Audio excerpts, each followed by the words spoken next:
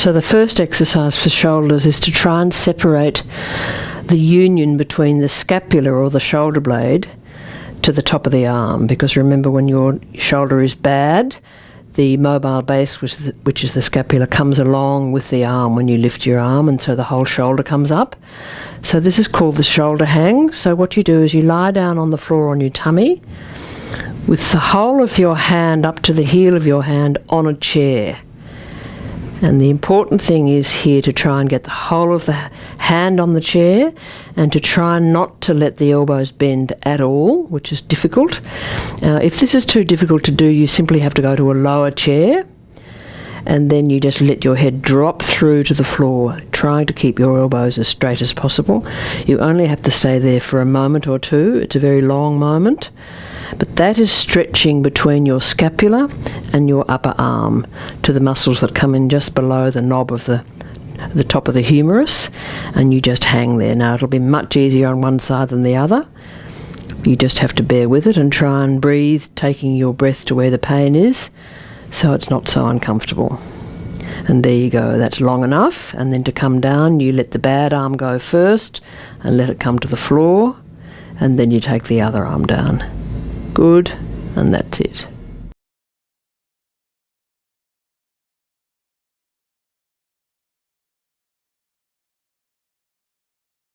The second exercise for the shoulders is exactly the converse of that exercise, where you link your hands behind your back and put them up on the back of the chair, on the seat of the chair. Now that's very, very stretching for the whole of the front of the arm. And then you try and swing your chest through, pushing your chest forward. Ideally, in the upper echelons of yoga, you bring the heels of your hands together, which is very much more stretchy.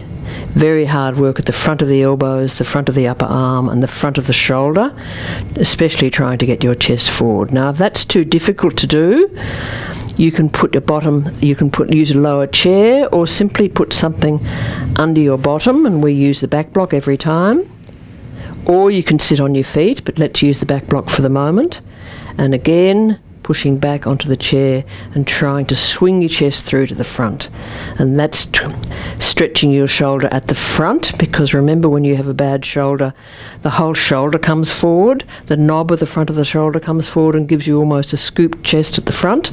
This is stretching it out. So you're trying to elongate from one shoulder tip through your collarbones, through the top of the sternum, out through the other side to the knob of the other shoulder. Good, and that's long enough. And relax. You might do a two of each, one then the other, and then back to the other. So one lying on your tummy, then it's one like this, two of each. There you go.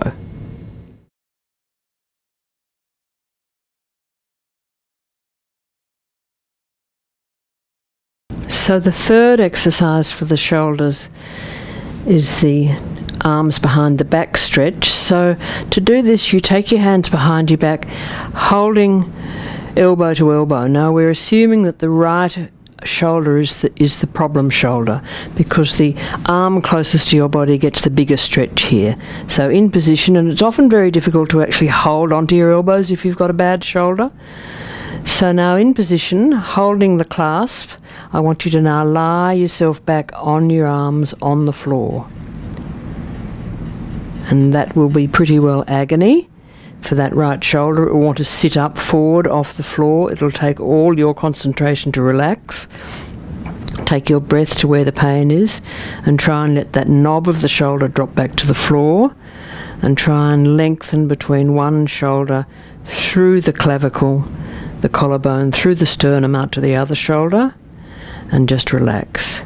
And you only have to stay there for about that long. That may be pretty well agony.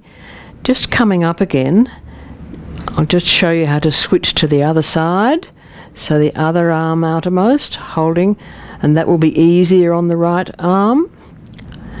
Now, if you can't get to your elbows, you can hold halfway down your forearm, or even down to your wrist, and then you can work to developing to the point where you can hold elbow to elbow. And now in that position too, you can lie back on the floor. And try to let yourself go. No, I won't get Rashmi to straighten her legs because she'll tip the vase over, but you don't have to be legs akimbo like that. And you'll just relax. And you'll try and stay there for a maximum of 30 seconds, so not long. And the point is to try and let everything go. This exercise alone will help get rid of early frozen shoulder, even quite advanced frozen shoulder, if you can lie there and relax. And there you go.